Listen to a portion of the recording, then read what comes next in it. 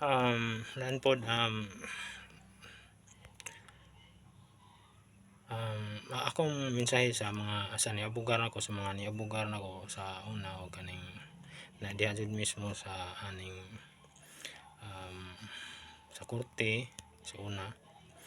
Salamat sa pag mabugar sa kuha or bisan karon nagabugar pa gyapon.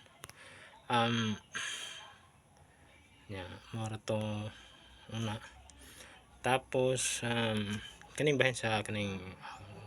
namagdahang mga dungog ako kuno nagpakulaw ko sa gobyerno sa tibya sa pagsuwat. Kana akong gibuhat sakto gyud self defense gyud na sa kuha kay una proof na namo ko kang proof nga biktima jud ko unya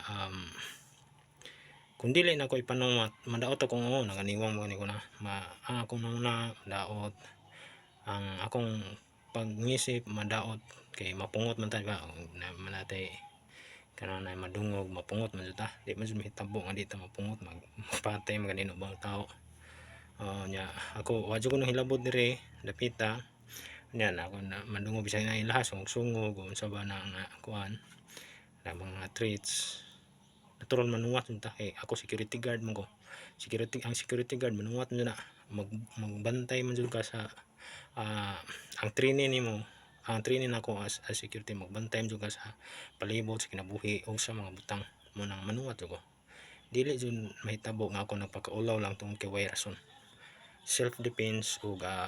protekta sa akong kaugalingon ug sa akong pamilya na nani na nalusot nga akong inahan ni kalitra og kuan tungod sa ubang binuhatan sa uban. So pagprotektar jud na sa akong kaugalingon sa nga ako gipakaulawan man jud ko nya pasingilan pa po ko kapakuwaw sa katibay siguro kung namay kapakuwaw sila lang